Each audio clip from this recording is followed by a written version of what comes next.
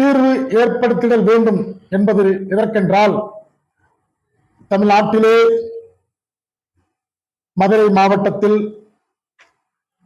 விருதுநகர் மக்களவை தொகுதியில் திருப்பரங்குன்றம் சட்டமன்ற தொகுதியில் சின்ன உடைப்பு என்கிற கிராமம் இருந்து வருகிறது.